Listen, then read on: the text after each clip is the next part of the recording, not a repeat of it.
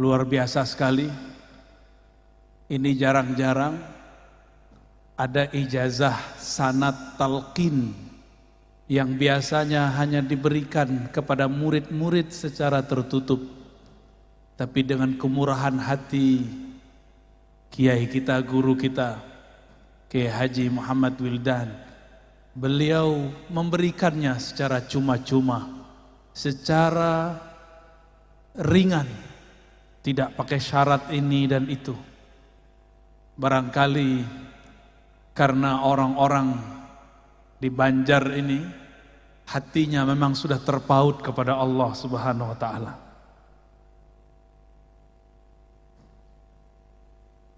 Alhamdulillah, dengan pembacaan sanad tadi, maka siapapun yang hadir, siapapun yang mengatakan qabilna, kami terima, siapapun tadi yang membaca la ilaha illallah, maka lafaz la ilaha illallah yang dia baca bersambung dengan lisan Rasulullah sallallahu alaihi wasallam. Jadi bagi orang-orang yang dia menjaga silsilah keilmuan kepada Rasulullah, lafaz la ilaha illallah pun ada silsilahnya, ada sanadnya. Enggak langsung baca buku, apalagi lewat YouTube, ya. Thariqat baru, Thariqat al-Youtubiyah. Di depan saya banyak ini pengikutnya. Mursyidnya enggak jelas. Tadi saya senang sekali melihat nasyid tahlil la ilaha illallah. Mungkin di Indonesia, bahkan Malaysia, Singapura, Brunei sudah tidak ada penampilan zikir dengan teknik-teknik tadi. Kita boleh sebut ini seni berzikir. Di Aceh masih ada, tapi yang tersisa cuma tarinya, tari saman atau tari rifaiyah. Di Palembang masih ada manaqib Syekh Muhammad bin Abdul Karim As-Samman, manaqibnya, tapi zikir dengan teknik yang khusus. Barangkali di sini mungkin jarang dipakai, ya. Nanti saya akan membantu mencoba. Kenapa kepala itu gerak-gerak? Itu ada rahasianya. Enggak main gerak-gerak aja itu. Itu ada rahasianya kenapa kepala ke kanan, kepala ke kiri. Bahkan kalau dulu, saya tidak tahu masih ada di sini atau tidak, itu bisa sembari berdiri. Masih ada, ya. Kalau kami dulu kasih nama ratib berdiri, ya.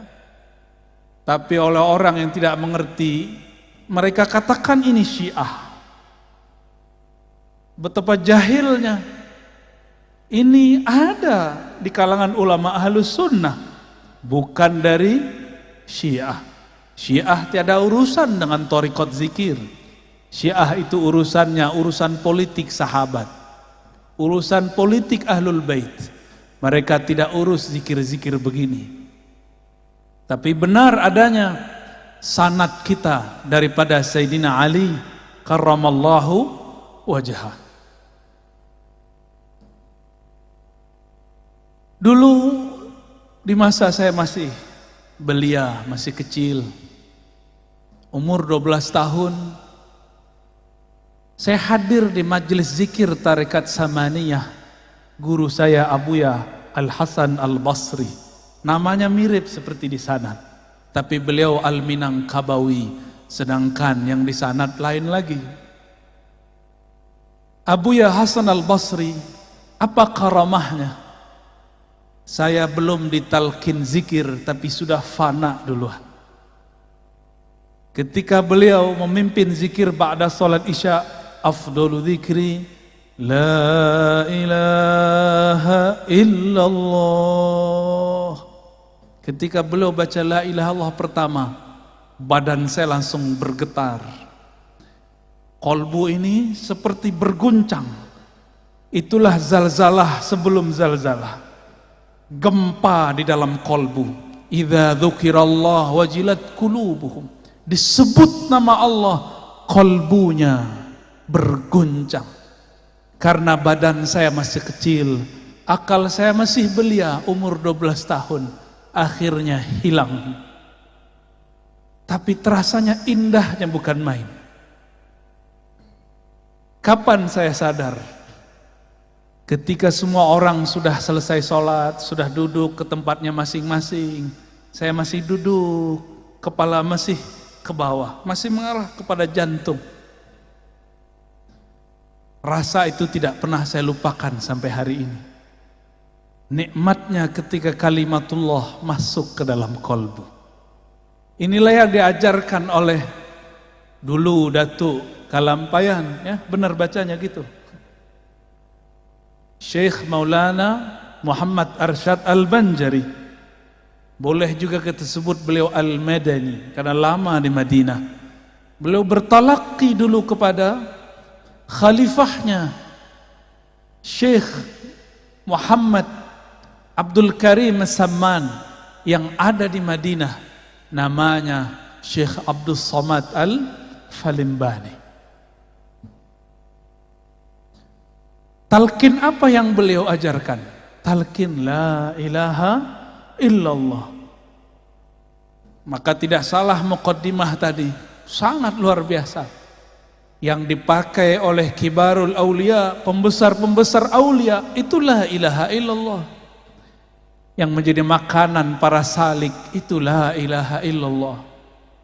Yang menjadi pembuka tabir-tabir hijab dalam diri, itulah ilaha illallah. Tapi kenapa kalau kita baca la ilaha illallah tidak ada efek? Mungkin kita hanya melakukan zahirnya, batinnya belum mengikuti. Maka sebagai pelengkap nanti ada talqin zikir thariqat.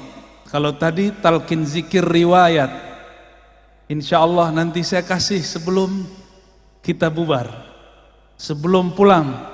Karena menghormati Tuan Guru Wildan, beliau sudah bermurah hati memberikan sanad riwayat talqin. Dengan keberkahan juga guru-guru kita, Datuk Kalampayan, begitu juga Abah Guru Sekumpul yang saya sangat cintai beliau. Maka kami pun akan talqinkan insya Allah metode zikir baca la ilaha illallah yang musalsal inda ahli turuq sufiyah, yang dulu dipraktekkan oleh para ahli-ahli thariqah. Sehingga tahu kita kenapa kepala bergerak ke kiri, ke kanan, ke bawah. Itu ada rahasianya. Insya Allah tolong diingatkan nanti ya. Sebelum sampai ke sana, maka kita ambil dalam surat Muhammad ayat 19, Allah berfirman, fa'lam annahu la ilaha illallah. Kita potong saja sampai di situ ya. Fa'lam, maka ketahuilah. Oleh beberapa ulama diartikan maka ilmuilah, bahwasannya lisya'annya la ilaha illallah, tiada ilah. Apa makna ilah? Ilah itu berarti sesuatu yang dituju, yang dimaksud. Dalam bahasa Melayu lama, maksud itu artinya tujuan. Maka mereka mengatakan tiada yang dituju kecuali Allah. Belakangan kata tuju berubah makna, ada yang mengartikan suka dan cinta. Karena memang kata ilah berarti cinta. Yang benar-benar dicintai hanyalah Allah Subhanahu wa ta'ala. Itu secara teorinya. Tapi tenang, nanti kalau talqinnya lebih mudah, teorinya hilang. Ya. Nanti juga sama metodenya. Cuma kalau tadi pejam mata, sekarang ditambah pejam mata, tangannya dinaikkan ke atas. Mengamalkan hadis Imam Al-Hakim, irfa'u aidiyakum, angkat tangan kalian. Nanti tangan ini kita bantu menghantarkan kalimah ke dalam jantung kita insya Allah. Imam Al-Bukhari menerjemahkan ayat ini, apa kata beliau? Al-ilmu qabla al-qawli wal-amal. berilmu dulu, baru berkata, baru beramal. Kenapa la ilaha illallah kita baca, katanya memberatkan, lebih berat daripada langit dan bumi, tapi kenapa tidak terasa berat di kolbu? Kata orang berdasarkan ayat tadi, jika disebut nama Allah wajilat qulubuhum, jika disebut nama Allah bergetarlah kolbu. Kenapa tidak bergetar? Karena belum fa'lam, belum kenal. Saya ini heran ngelihat Paman Birin kemana-mana pakai sendal sendal apa namanya tuh? Sendal jepit. Masya Allah. Kalau ziarah, orang nggak ngelihat saya, ngelihat beliau. Kalau orang tidak kenal beliau, dikira siapa nih? Wah, kayaknya tamu nih, tamu biasa. Tapi kalau kenal, hormat. Semua orang hormat. Apabila kita tidak kenal seseorang, cuma kenal namanya, maka tidaklah bergetar jika disebut namanya. Tapi kalau sudah kenal yang disebut namanya, namanya diulang-ulang dalam kolbu, itu akan mengguncangkan isi kolbu.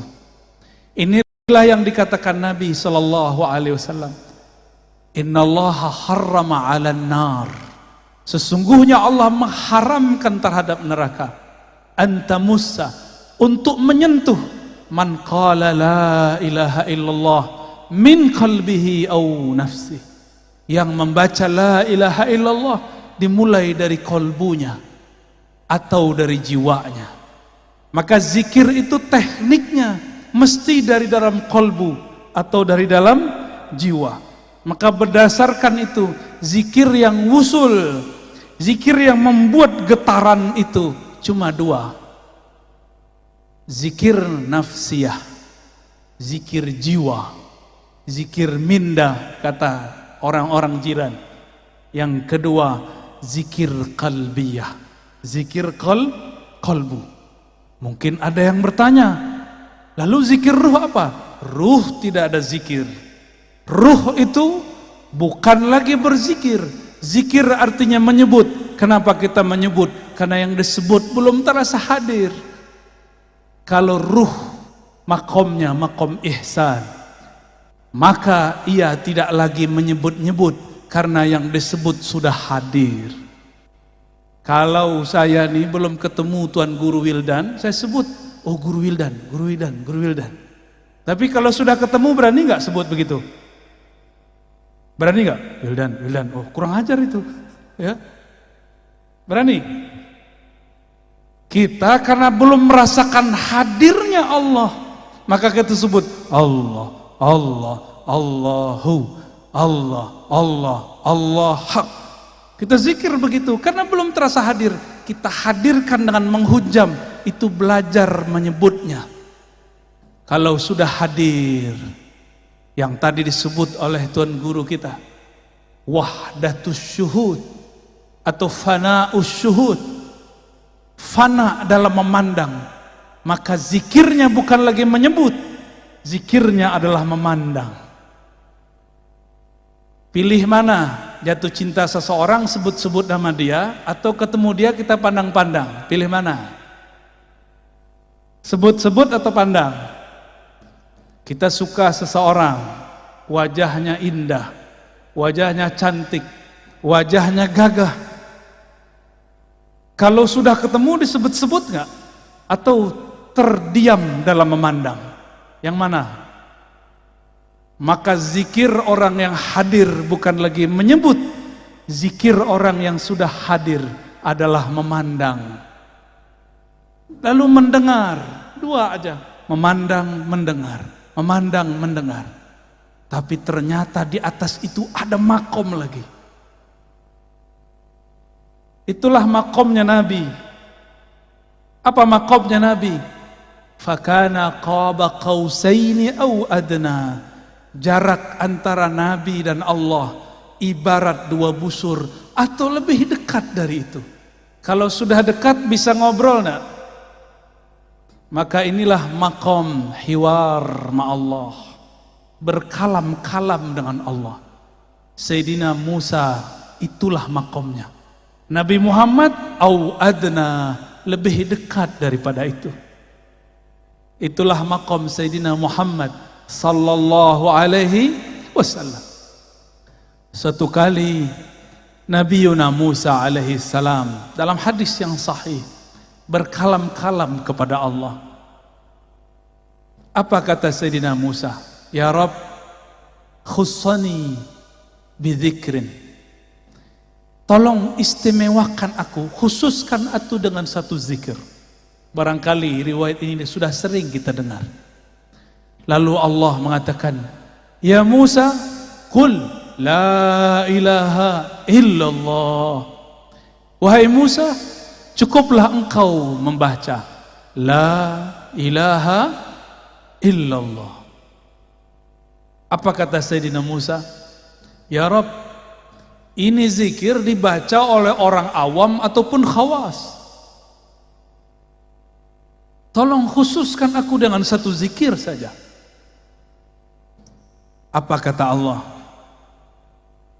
Ya Musa, seandainya kalimah la ilaha illallah itu ditimbang dengan langit dan bumi, maka satu kalimah itu yang ikhlas lebih berat daripada langit dan bumi. Maka nanti di akhirat akan ada sekelompok orang tidak punya amal apapun, maka dia mau digiring oleh malaikat azab. Tiba-tiba Allah berkalam. Dalam riwayat Imam Tirmizi disebutkan bahwa Allah kemudian mengatakan, wahai malaikatku, bedahlah dadanya, perhatikan denyut jantungnya. Ternyata jantungnya bergetar dulu menyebut la ilaha illallah. Diambillah jantungnya itu, ditimbang dengan semua dosanya. Dalam hadis Imam Tirmizi dikatakan, dosanya sepanjang mata memandang. Tapi ketika ditimbang dengan kalimah la ilaha illallah, apa yang terjadi? Semua dosanya kalah. Yang menang kalimatut thayyibah la ilaha illallah. Jadi ini kalimah bukan main-main. Maka jangan main-main dengan kalimah la ilaha illallah. Ini lebih berat daripada langit dan bumi, lebih berat daripada gunung, lebih berat daripada air yang ada di lautan. Gak ada apa-apanya.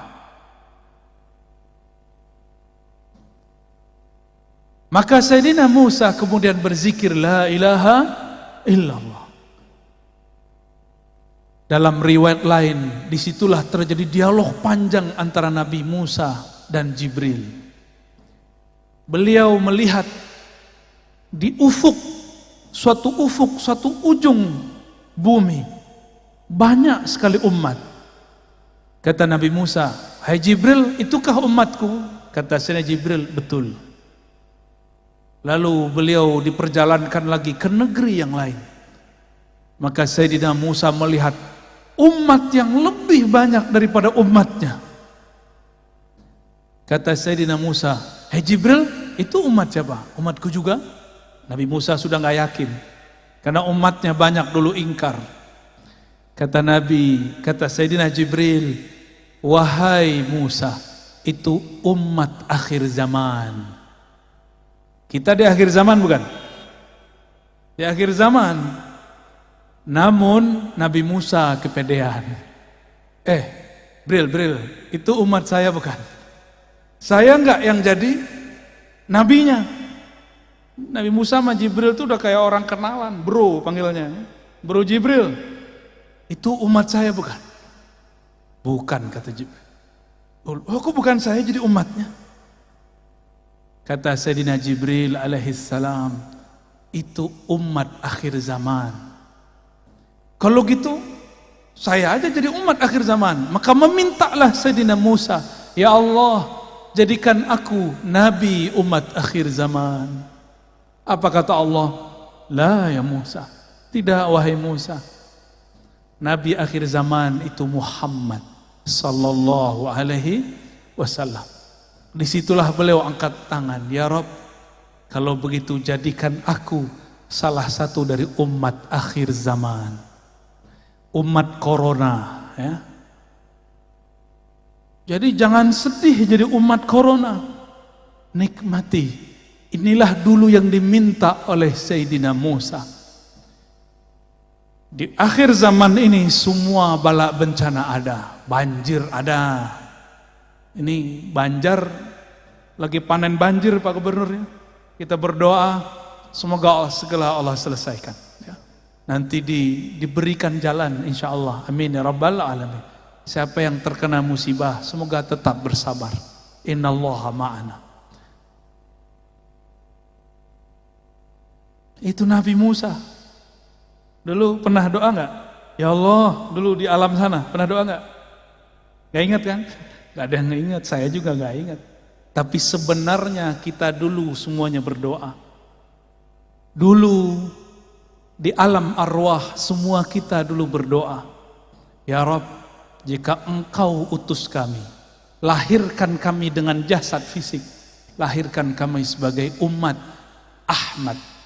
Dulu sudah ada namanya Ahmad, memancar darinya yang disebut Nur Muhammad sallallahu alaihi wasallam. Mirip-mirip seperti tadi lingkaran tadi, persis seperti itu. Di tengahnya ada Ahmad, lalu ada lingkaran pertama, lingkaran kedua, begitulah terus sampai 124.000. 124.000 inilah mereka semuanya meminta agar menjadi umat Nabi Muhammad sallallahu alaihi wasallam. Sang Ahmad ketika dilahirkan menjadi Muhammad. Lalu selebihnya ada semua para nabi, para rasul, jumlahnya berapa? 124.000. Ini tadi berapa nih Pak Kiai jumlahnya? 200. Bisa dibayangkan 124.000 cahaya mengelilingi Sang Ahmad dengan cahayanya Nur Muhammad sallallahu alaihi wasallam. Maka siapa yang memandang Ahmad saat itu, lalu dia cinta, dia dilahirkan oleh Allah sebagai Habib, zuriat Rasulullah sallallahu alaihi wasallam. Siapa yang kenal Ahmad, maka dia dilahirkan oleh Allah sebagai ulama. Siapa yang cinta dan kenal, jadilah dia Habib perseorang alim.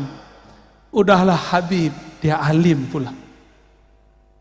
Itulah sejarahnya di alam dulu sebelum kita ada di alam ini. Jadi bukan sembarangan kok ada Habib terlahir Habib, kok ada Kiai, Gus, alim terlahir sebagai orang alim. Bukan sembarangan, itu adalah sejarah yang berulang. Semua para nabi berdoa jadi umat Nabi Muhammad, tapi yang terzahirkan dalam riwayat cuma 12. Apakah itu terwujudkan? Coba perhatikan kisah daripada Isra baginda Nabi Muhammad sallallahu alaihi wasallam. Di ujung Isra beliau diperintahkan jadi imam, benar gak? Di belakangnya semua para nabi, bukan? Itulah tanda sah semua para nabi menjadi makmumnya Rasulullah sallallahu alaihi wasallam. Jadi umat Nabi Muhammad sallallahu alaihi wasallam. Tapi meskipun demikian, semua bencana ada di zaman ini, semua maksiat pun ada di umat ini. Tapi nggak usah khawatir, semua ma'rifatullah diturunkan pada umat ini, khususnya akhir zaman, dan sudah dimulai di negeri ini dulu oleh Syekh Abdul Samad Falimbani, Syekh Muhammad Arsyad, bahkan dengan lugas, dengan jelas sekali Abah Guru Sukumpul juga mensyarah tentang ilmu ini. Dan kita nggak boleh berhenti, kita teruskan kajian-kajian ma'rifatullah mengenai Nur Muhammad sallallahu alaihi wasallam. Inilah ma'rifat yang dulu dicari oleh para arwah. Maka berkatalah Al-Habib Zain bin Smith, begitu juga Syekh Abdullah Faiz Ad-Daghestani An-Naqsyabandi. Apa kata mereka? Dengan makna yang sedikit berbeda, lafaz yang sedikit berbeda, maknanya hampir sama. Siapa yang wafat, meninggal, mati, belum cukup suluknya, riyadhahnya, belum cukup ma'rifatnya, maka dia, jika dia seorang mukmin, dia mesti menyempurnakan jika masuk alam kubur. Jadi jangan dikira masuk kubur langsung ketemu Allah. Belum tentu. Orang masuk kubur disidang dulu, man rabbuk. Kecuali seperti tadi saya dijemput oleh timnya Paman Birin, keluar dari pesawat langsung ada yang jemput, nggak perlu lewat-lewat tempat biasa. Itu kalau kenal yang punya, yang mimpin negeri Kalsel, yang menguasai rajanya alam barzakh, yang boleh membantu di padang mahsyar siapa? Baginda Rasulullah sallallahu alaihi wasallam. Maka siapa yang kenal beliau, sering menyapa beliau, sering berselawat kepada beliau, nanti beliau kirim orang-orangnya untuk menjaga kita. Bahkan jika kita ini orang spesial, Rasulullah sendiri yang menyambutnya. Kalau disambut oleh Rasulullah, berani nggak mungkar nakir tanya? Mungkar nakir langsung bilang, siap Pak Wali. Bukan wali kota, waliullah. Gak berani mungkar nakir sentuh. Kenapa? Karena dia kekasih Rasulullah sallallahu alaihi wasallam. Maka yang ditanya di kubur cuma dua, mukmin, munafik. Adapun wali nggak ditanya. Wali ini ada dua, wali Allah, wali setan. Itu nggak ditanya. Pilih mana? Hadirin pilih mana? Wali Allah apa wali setan? Wali Allah lah. Wali itu artinya bukan orang sakti. Wali itu artinya yang cinta kepada Allah. Mungkin gak cinta tanpa kenal. Mana ada orang jatuh cinta tapi gak kenal? Mungkin gak? Gak ada kita cinta seseorang gak kenal. Kita kalau senang seseorang, kita cari namanya di Facebook, kita search namanya di IG, Instagram, kita cari-cari kalau ada di Google. Itu namanya ma'rifatul asma. Maka jatuh cinta pertama mencari nama, nama yang dikasihi. Semakin kenal nama, semakin kenal yang punya nama. Maka orang-orang yang kenal Rasulullah pasti dia menyimpan nama-nama Rasulullah sallallahu alaihi wasallam. Oleh karena itu ulama kita dulu buat kaligrafi indah mengenai nama-nama, ditulis dengan sangat bagus dalam kitab-kitab salawat, dipelajari, disyarah oleh ahli-ahlinya. Karena kenal Rasulullah dimulai dengan kenal nama. Begitu juga kepada Allah. Siapa yang kenal kepada Allah, maka kenalnya, mengertinya dengan nama-nama lebih banyak daripada yang tidak mengerti. Minimal kalau mau menjadi wali Allah level pertama, kuasai dulu ilmu ma'rifatul asma'il husna, ilmu mengenal asma'ul husna. Maka harus ada majelis syarah al-asma'ul husna. Saya lihat ada beberapa ulama di sini yang mensyarah itu. Semoga tambah banyak. Tambah banyak.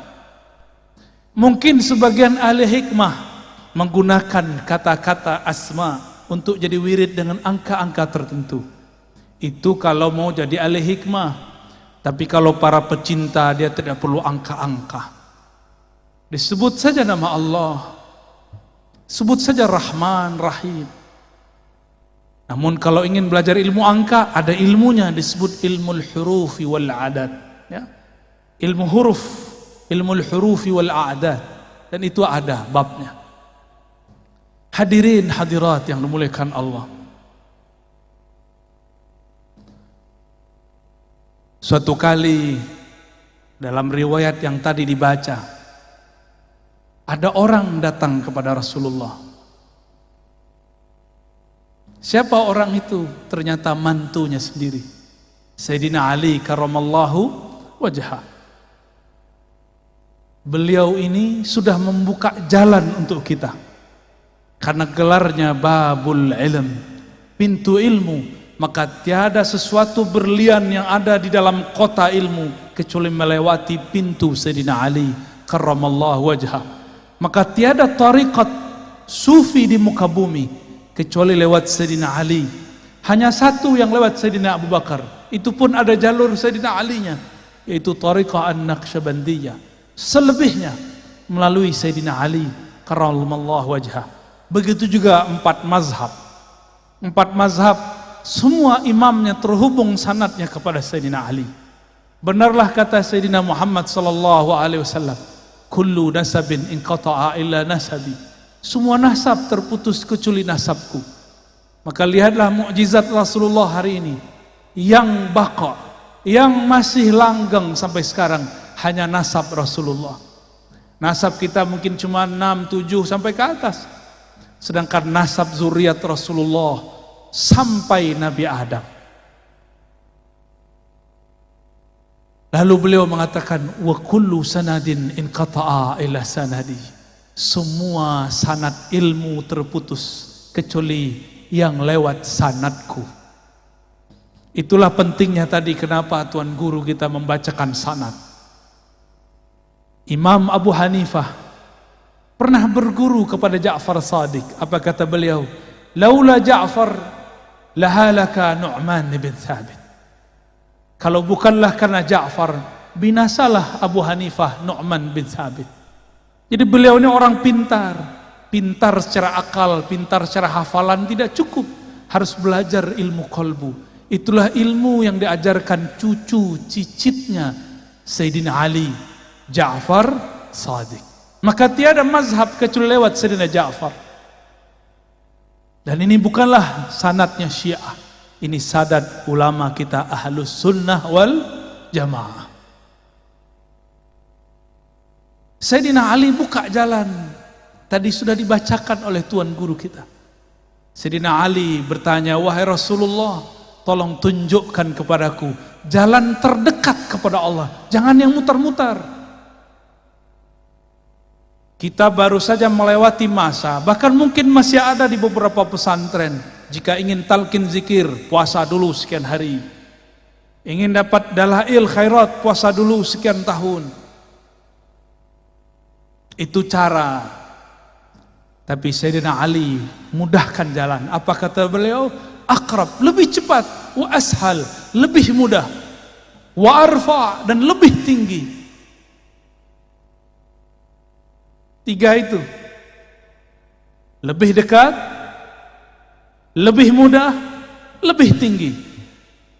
Maka kenapa semua thariqah akan hancur kecuali thariqah yang bersumber dari Sayyidina Ali? Karena thariqah beliau mempermudah murid, bukan menyusahkan murid. Maka saya berpesan kepada diri saya sendiri dan semua guru-guru, tuan-tuan mursyid, tuan-tuan khalifah, buka man la yut'ibuka. Guru hakikimu, mursyid hakikimu bukan yang banyak wiridnya, banyak puasanya, bukan. Mursyidmu yang memudahkan jalan bagimu. Kalau sudah mudah, sudah cinta, disuruh zikir 1000 mudah.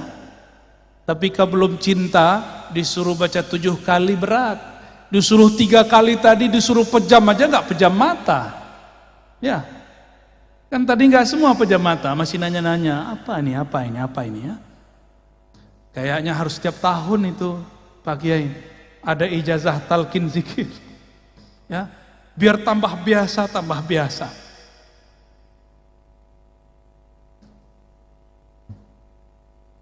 Saya dapat sanad ijazah Thariqah Samaniyah daripada Abuya Masri.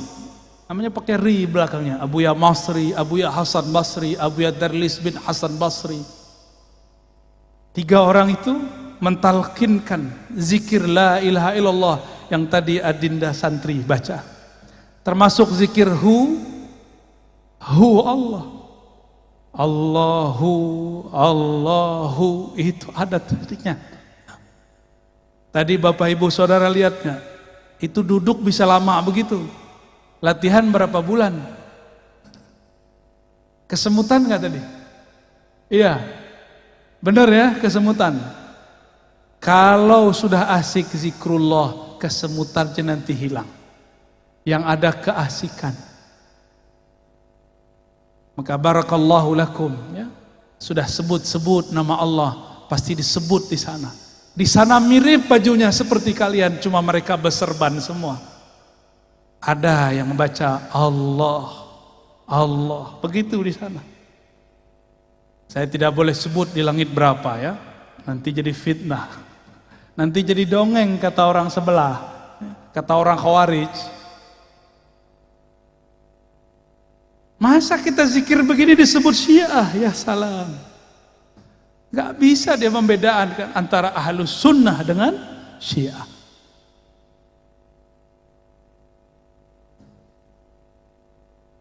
Sayyidina Ali kemudian dipanggil oleh Nabi. Apa kata Sayyidina Nabi SAW? Wahai Ali, hendaklah engkau banyak-banyak dawamkan zikrullah dalam khalwatmu, dalam sepimu, dalam sunyimu. Kata Sayyidina Ali, kalau itu saya tahu wahai Rasulullah. Gimana caranya? Lalu Nabi SAW mengatakan, barulah muncul teknik, itu namanya teknik zikir.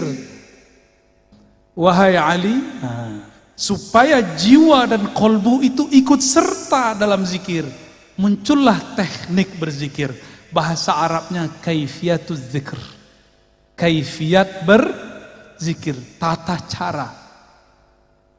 Pikiran kita kalau zikir macam-macam nggak? Kalau lagi sholat, bener?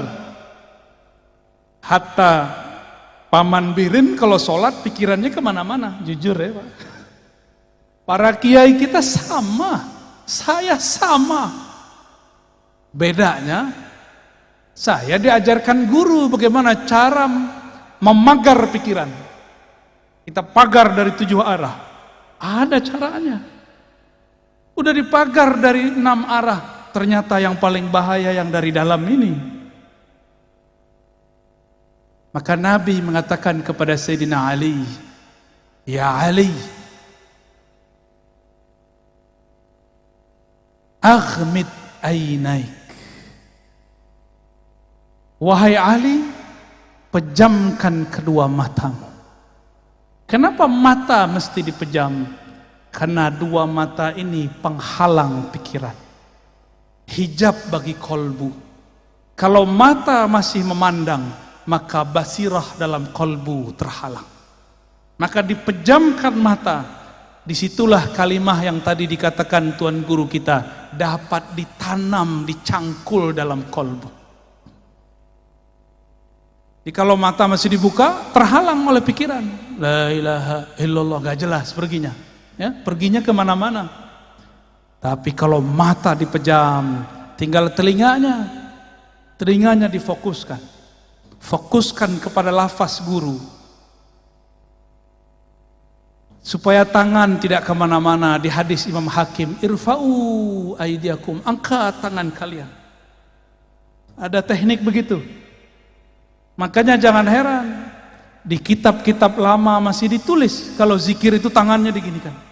Allah, Allah, masih ada di sini.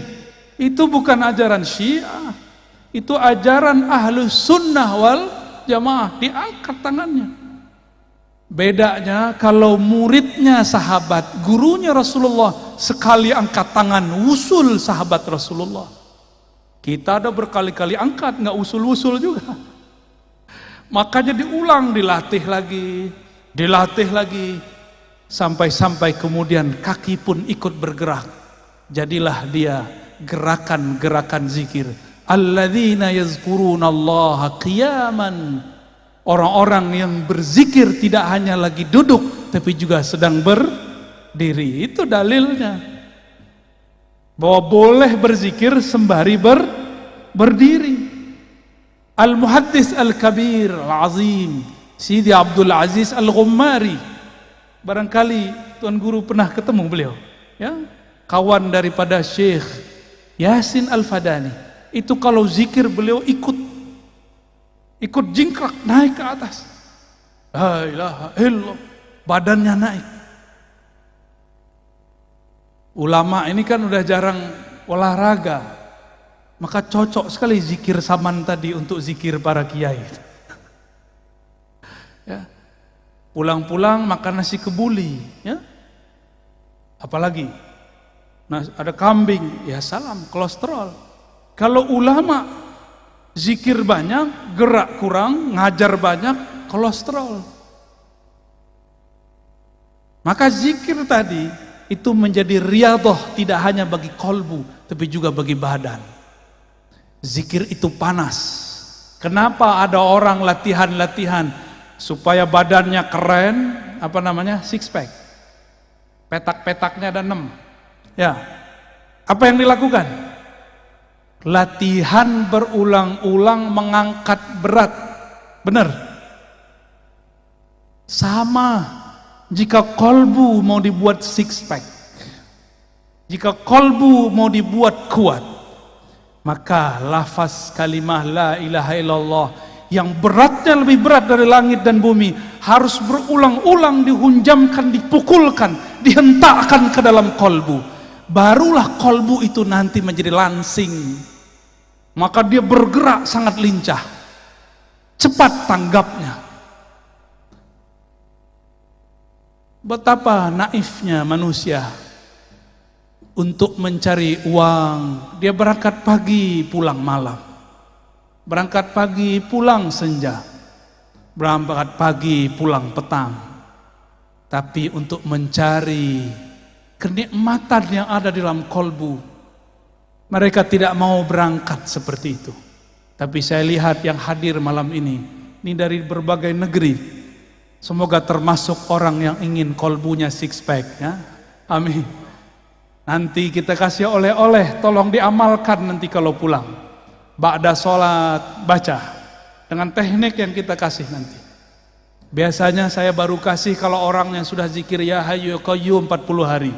Tapi khusus untuk orang Banjar atau orang yang hadir malam ini, kita berikan dengan mudah karena Sayyidina Ali telah mempermudah. Guru kita Tuan Guru Wildan juga sudah mempermudah ijazahnya. Insya Allah. Mau langsung atau nanti? Tar dulu ya. Jam berapa nih? 11 sampai jam berapa kita? Wah, gimana, udah kesemutan belum? Kasih saya tisu dong satu.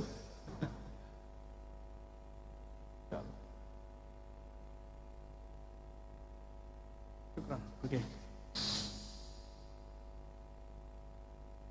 Jadi rumus kalau orang mau ahli dalam kolbu sama seperti rumus jika ingin kuat secara badan. Betapa aneh orang sakit jantung, katakan dokter sama dia, wahai Tuan, supaya sehat jantung Anda, jalanlah setiap hari 30 menit. Benar? Jalanlah 1 jam, jalanlah 1 kilo, 2 kilo. Kalau dokter yang berfatwa, kita dengar. Sekarang ada kiai, ada guru, ada ustadz, ada para syaikh. Mereka sedang memberikan obat bagi kolbu. Tapi sayang sekali pasiennya bandel-bandel, ya. Zikir itu banyak, tapi zikir yang dapat jadi obat tidak banyak. Sebagaimana obat itu banyak, tapi yang efektif mengobati badan harus sesuai dengan resepnya dokter. Dokter itu bukan orang yang cuma belajar sebentar, setahun 2 tahun. Dokter itu kuliahnya 4 tahun. Praktek koasnya 2 tahun, 6 tahun baru bisa mengobati badan. Apalagi kalau ingin mengobati kolbu. Kalau jam terbang kolbunya sebentar, bagaimana ia akan menghendak mengobati kolbu? Maka anak-anak kita kalau mudanya sibuk bermain, nonton, ngegame, jadi apa nanti dia kalau dewasa? Kalau bapak-bapak ini masih sibuk nonton, bagaimana nanti dia ketika ajal datang? Harus punya satu waktu dia berkhalwat, bersepi-sepi dengan Allah Subhanahu wa ta'ala. Maka Nabi berkata kepada Sayyidina Ali, "Ya Ali, ghammid ainaik." Wahai Ali, pejamkan matamu. Lalu isma' minni salasan, dengarkan aku baca la ilaha Allah 3 kali. Ini diperdebatkan caranya. Isma' minni ini apakah setiap baca la ilaha illallah lalu kita ikuti la ilaha illallah, atau tunggu dulu sampai selesai la ilaha 3 kali baru kita ikuti? Ini perbedaan ahli thariqah. Saya dapat dua-duanya. Ada guru saya mengatakan, "Qul la ilaha illallah." Kita baca la ilaha illallah sampai 3 kali. Ada juga guru seperti Tuan Guru Wildan tadi. Beliau baca dulu 3 kali, baru kemudian kita ikut 3 kali. Cuma ada yang belum disebut di riwayat itu. Adanya di riwayat Imam Bukhari. Apa kata Nabi tadi? Allah mengharamkan neraka terhadap orang yang membaca la ilaha illallah dari kolbunya atau dari jiwanya. Bagaimana cara membaca la ilaha illallah dari kolbu? Inilah pegangan Syekh Arsyad, Abah Guru Sekumpul, Syekh Abdul Somad Falembani, yang dulu bersambung sanad mereka kepada Tuan Syekh di Madinah, Muhammad ibn Abdul Karim As-Sammani. Dipejamkan mata, lalu ketika baca la, supaya pikiran ini tidak kemana-mana, dipenjarakan, diberikan dia batasan. Pandanglah dalam pejam matamu bagian pusar. Ada pusar nggak? Pada punya pusar nggak? Tahu pusar? Bahasa sini pusar. Pusat. Bapak Ibu punya pusat nggak? Kalau nggak punya pusat itu apa namanya? Di kampung saya namanya bunian. Sama. Apa? Pujal. Udah horor sekali. Mungkin ada yang hadir, dia nyamar sekarang ya. Coba cek dulu. Itu apa tuh? Dipejam mata, kepala menunduk. Makanya dalam zikir saman lama itu kepalanya begini. La, baru diangkat ke atas. Ke bawah dulu. La. La itu dihentakkan dari pusar, dari pusat kita. Lalu ditarik ilaha ke ujung ubun-ubun. Kenapa ke ubun-ubun? Ini bagian kepala, bagian angan-angan. Supaya dihilangkan semua angan-angan, maka ulama kita dapat ilham. Turunan dari hadis Sayyidina Ali, la ilaha, buanglah semua yang kamu pikirkan, buanglah semua yang kamu tuju, lalu ditarik ke bagian kanan. Maka tadi zikirnya ke mana? Ke kanan atau kiri? Kanan, betul. Itu la ilaha begini, ditarik ke bagian kanan. Makanya ada geraknya tadi. Itu yang asli loh ya. Ya, itu ada dalam kitabnya Syekh Abdul Karim Muhammad Abdul Samad. Ada juga dalam kitab Abdul Samad Al-Falembani. Ya, dan murid-murid beliau.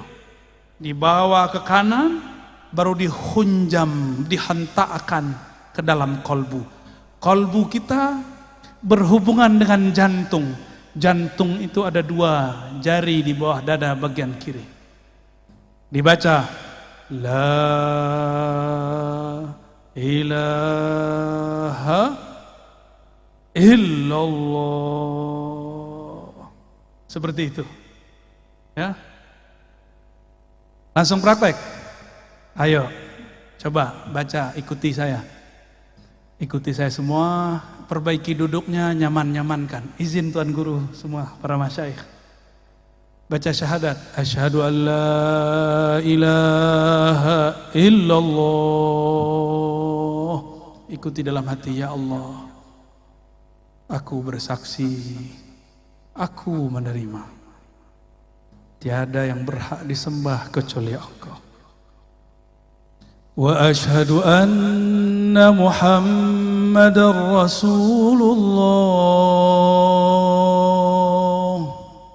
Aku bersaksi, aku menerima, aku berikrar bahwa Nabi Muhammad adalah Rasul Engkau. Ikuti istighfarnya. Astaghfirullah. Ikuti. Astaghfirullah. Baca pelan-pelan. Ya Allah, ampuni dosa mata kami. Ampuni dosa mataku yang memandang yang haram. Astaghfirullah. Turun ke bagian sampingnya, telinga. Katakan, ya Allah, ampuni dosa telingaku. Mendengarkan kalam-kalam yang tidak Engkau ridhoi. Mendengarkan aib, bahkan aib guru kami. Aib kawan kami. Aib sesama kami. Ampunkan dosa telinga kami, ya Allah. Baca. Astaghfirullah. Turun ke lidah. Ya Allah, ampunkan dosa lisan kami, dosa kalam kami. Pernah menyakiti orang tua kami, pernah menyakiti guru kami, tanpa disadari menyakiti orang-orang terdekat kami, pasangan kami, anak-anak kami, tetangga kami, kawan-kawan kami. Yang kami sadari, yang tidak kami sadari. Ampunkan lisan kami, ya Allah. Kembali ke otak. Astaghfirullah. Ya Allah, di dalam pikiran kami, di dalam otak kami, terdapat banyak kosakata-kosakata yang tidak baik, kata-kata yang vulgar, yang jorok. Terdapat file ingatan-ingatan kepada hal-hal yang tidak pantas kami ingat. Kami pernah dulu menyimpan maksiat dalam pikiran kami, ya Allah. Maka malam ini, ya Allah, dengan istighfar ini, ya Allah, bersihkan isi pikiran dan otak kami, ya Allah. Kita turun ke tangan dan kaki, kita istighfarkan. Astaghfirullah. Ya Allah, tangan ini mungkin dulu pernah mengambil yang tidak jelas hukumnya. Kaki ini dulu pernah melangkah kepada yang Engkau tidak ridhoi. Tangan ini pernah makan tanpa menyebut nama Engkau. Bahkan mungkin tangan ini pernah memegang sesuatu yang haram, ya Allah. Ampunkan satu tetes darah di tangan dan kaki kami, ya Allah. Turun kepada perut kita. Istighfarkan isi perut kita. Astaghfirullah. Ya Allah, perut ini pernah makan sesuatu tanpa menyebut nama Engkau. Perut ini pernah diisi dengan makanan yang tidak jelas hukumnya di sisi Engkau. Bahkan mungkin, ya Allah, dulu pernah perut ini memakan yang haram, ya Allah. Atau dulu pernah orang tua kami salah makan, ya Allah. Ampunkan isi perut kami, ya Allah. Yang menjadi darah setetes, ya Allah. Yang menjadi satu sel di tubuh kami, ya Allah. Yang menjadi satu helai rambut, ya Allah. Ampunkan isi perut ini dari selain Engkau, ya Allah. Turun kepada kemaluan, kehormatan kita. Istighfarkan diri ini yang hina, yang dulu pernah berbuat durjana. Astaghfirullah. Ya Allah, kami ini hina ya Allah. Zahirnya terlihat soleh ya Allah, batin kami banyak maksiat ya Allah. Zina hati ya Allah, zina badan ya Allah. Ampunkan semua ini ya Allah. Pindah ke dalam hati, istighfarkan hati kita. Mungkin ada sombong, ada merasa lebih pintar, merasa lebih soleh daripada orang lain, merasa lebih baik daripada orang sebelah. Istighfarkan kolbu, pegang dadanya, sama-sama pegang dadanya. Katakan, Astaghfirullah. Rasakan degup jantungnya. Ya Allah, ya Allah, kolbu kami penuh dengan penyakit-penyakit, penuh dengan maksiat, penuh dengan kesombongan ya Allah. Baru sedikit amal ya Allah sudah merasa benar ya Allah. Baru sedikit ilmu sudah merasa paling pintar ya Allah. Baru sedikit riadah amalan sudah merasa sufi, sudah merasa wali ya Allah. Ampunkan kolbu kami ya Allah.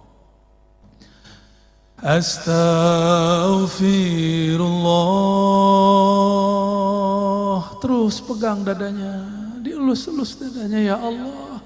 Di dalam dada kami ini ada sifat terburuk ya Allah, sifat iri dengki ya Allah. Kami masih belum percaya kepada jaminan Engkau ya Allah. Ketika kami memandang ada sahabat, tetangga, kawan kami dapat rezeki, kami mengira itu rezeki kami ya Allah diambil olehnya. Kami berprasangka ya Allah, Engkau salah kirim rezeki kepada mereka ya Allah. Ampunkan salah dalam hati kami ya Allah. Ampunkan iri dengki ini ya Allah. Di kalbu ada sifat riya, beramal karena ingin dipandang. Istighfarkan. Astaghfirullah. Ya Allah, di dalam dada kami ini terbersit jika beramal ingin dipandang. Bahkan terbersit ada rasa senang dipuji, harap pujian.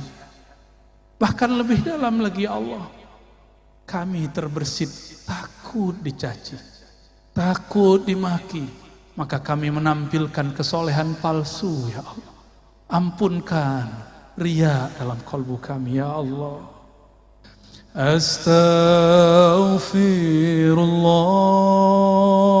Astaghfirullah. Ya Allah, di dalam kalbu kami ada kelalaian ya Allah. Ada lalai mengingat Engkau ya Allah. Bahkan kami lalai mengingat Engkau dalam ruku dan sujud kami ya Allah. Bagaimana mungkin ya Rabb salat ini diterima, baru saja takbir kami lupa lalai kepada Engkau ya Allah. Ampunkan salat kami yang tidak khusyuk itu ya Allah. Ampunkan baca Quran yang tidak tulus ini ya Allah. Ampunkan kolbu kami yang keras ini ya Allah. Ampunkan kolbu kami yang malam ini ingin menyebut nama Engkau tapi belum tersentuh ya Allah.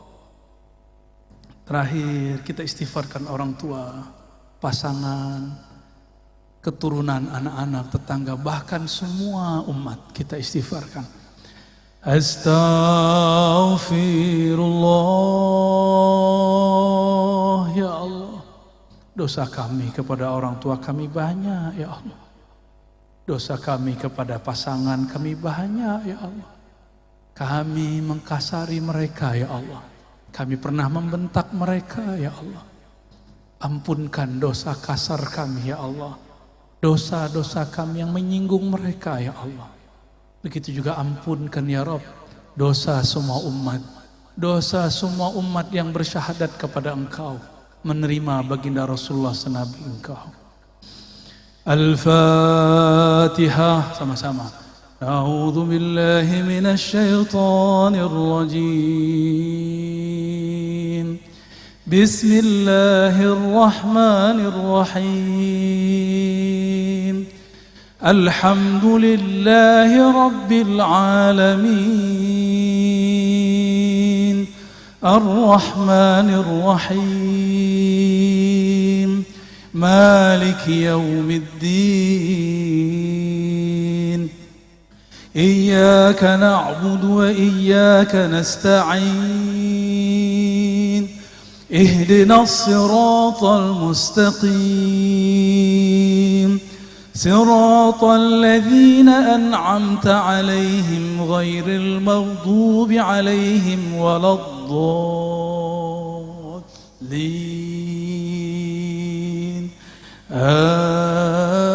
آمين. Al-Ikhlas Syarif. Bismillahirrahmanirrahim. Baca surah Al-Ikhlas. Qul huwallahu ahad, Allahus samad, لم يلد ولم يولد ولم يكن له كفوا أحد. إن الله وملائكته يصلون على النبي يا أيها الذين آمنوا صلوا عليه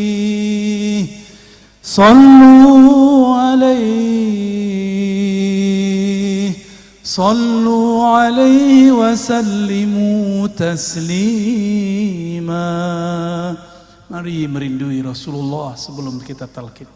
Baca, ikuti saya. Allahumma salli ala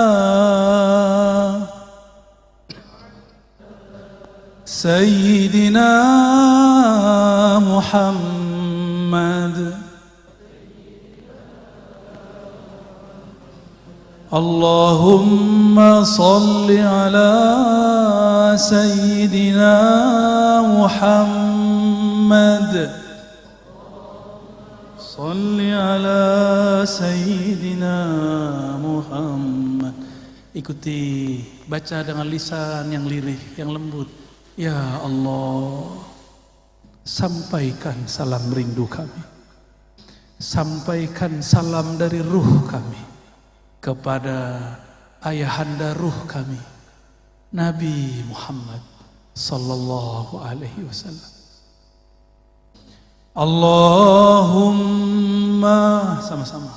Allahumma salli ala Sayyidina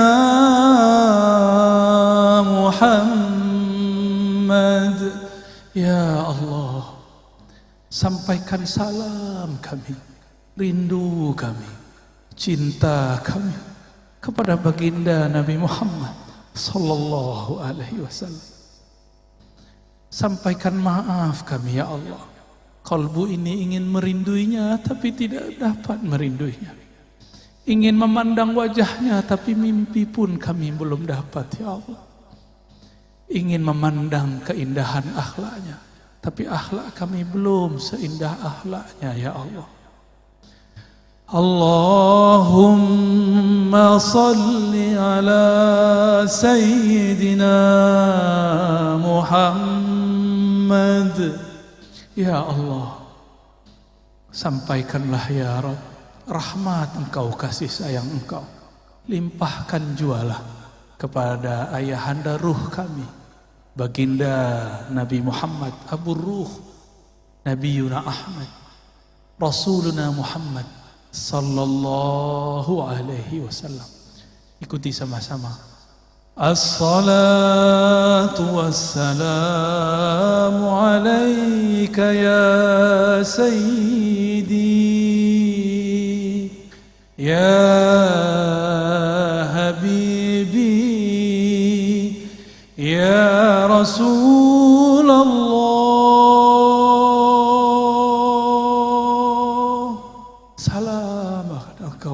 Rasulullah, wahai Rasulullah, wahai ayahanda ruh kami, terimalah salam yang tidak sempurna ini dari kami. Jawablah salam kami, terima kami jadi umat Engkau wahai Rasulullah.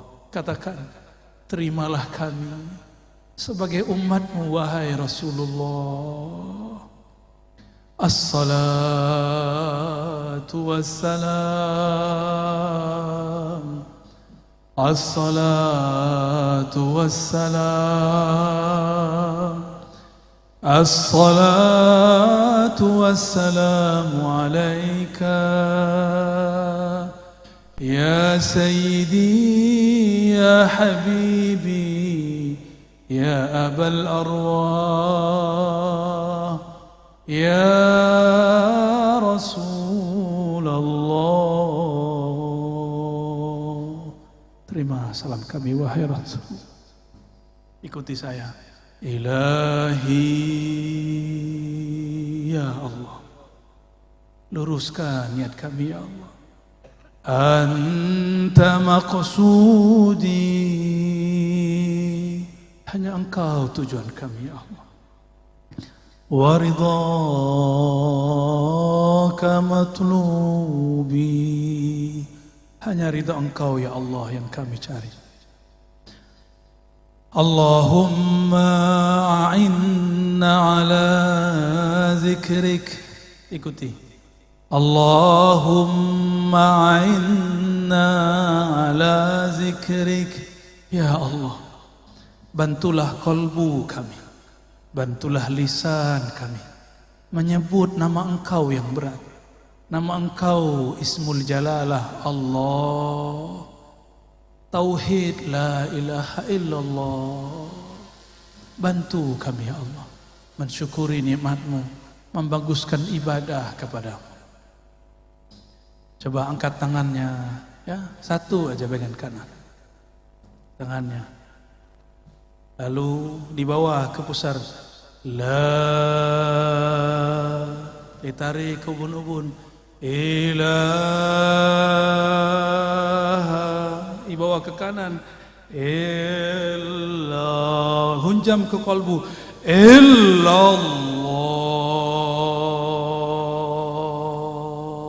dihentakkan ke dalam jantung kita. Jantung berkaitan dengan kalbu. Lagi diulang di atas, la ilaha illallah,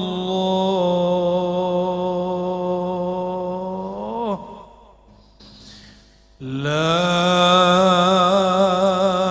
ilaha illallah.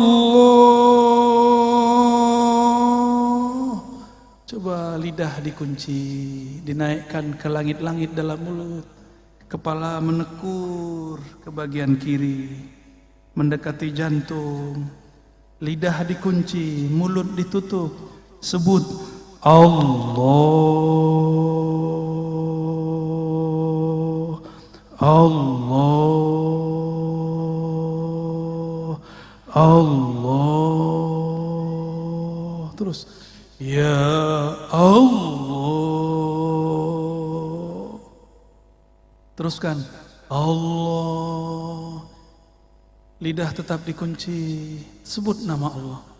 Sekarang teriak tapi dalam diri, di dalam diri, tidak bersuara, teriak di dalam kolbu, teriakkan ke dalam kolbu, baca ya Allah,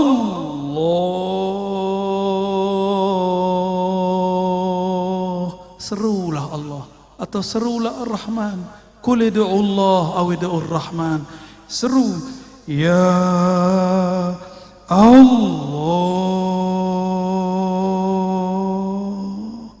dorong selain nama Allah, bahkan nama sendiri pun ditiadakan. Tiada nama kekasih, tiada nama harta, tiada mobil, tiada rumah, hanya ada nama Allah. Terus baca pelan-pelan, ya Allah, sedalam-dalamnya, selembut-lembutnya, Allah.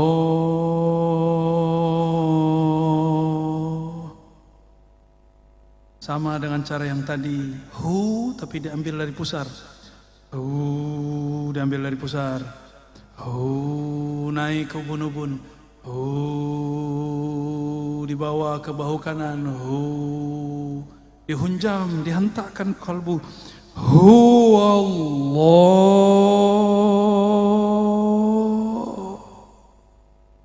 Lagi pelan-pelan zikir kita yang lembut. Dibawa ke ubun-ubun, bahu kanan dihunjam. Illallah. Allah. Kunci lagi lidahnya. Tutup mulutnya sejenak. Tetapkan nama Allah di kalbu. Allah. Terus 3 kali. Allah. Ya Allah. Baca sama-sama. Muhammadur Rasulullah. Sama-sama.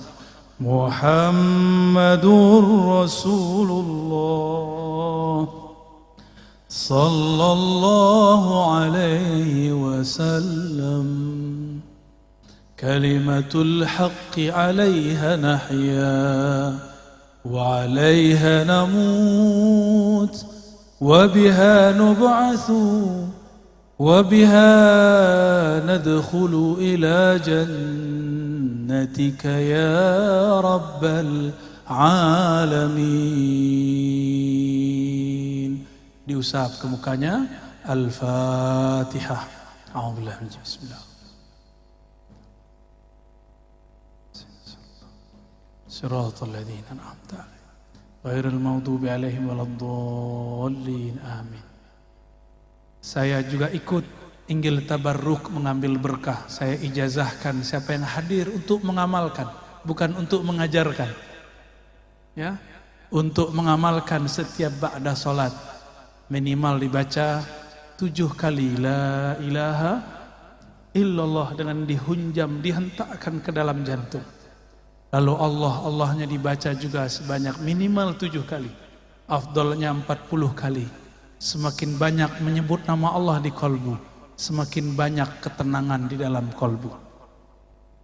Kalau nanti sudah bisa lebih banyak, naikkan menjadi 100. Menyebut nama Allah di kalbu. Bertahap pelan-pelan. Semoga nanti Allah perbanyak. Nyatalah ayat. Ya ayyuhallazina amanu zkurullaha dzikran katsira. Wahai orang beriman, sebutlah nama Allah. Zikirlah kepada Allah sebanyak-banyaknya. Ya, kirim Fatihahnya kepada liridhaillah, ya. Siapa yang bisa catat dicatat. Pertama liridhaillahi tabaraka taala. Yang kedua di Sayyidina Nabi sallallahu alaihi wasallam. Ada penyempurna sekarang, tambahan penyempurna semua thariqah. Mengirim Al-Fatihah untuk Imam akhir zaman, Imamun Al-Mahdi. Maka dalam kaifiat zikir saya ada tambahan wa ila al-mahdi khalifatillah. Baru ditambahkan wa ila Sayyidina Al-Khidir alaihi salam. Lalu ditambahkan wa ila Sayyidi Syekh Abdul Qadir Jilani Al-Qutub Ar-Rabbani. Lalu ditambahkan Sayyidi Abil Hasan Syazili. Lalu ditambahkan Muhammad Bahaiddin Shah Naqsyabandi.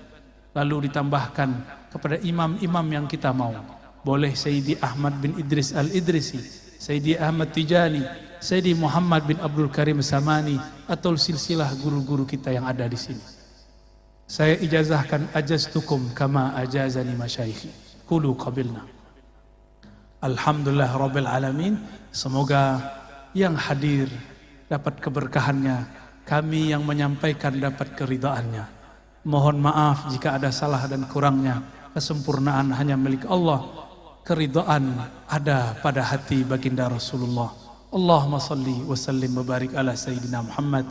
Subhanakallahumma wa bihamdika asyhadu an la ilaha illa anta astaghfiruka wa atubu ilaik.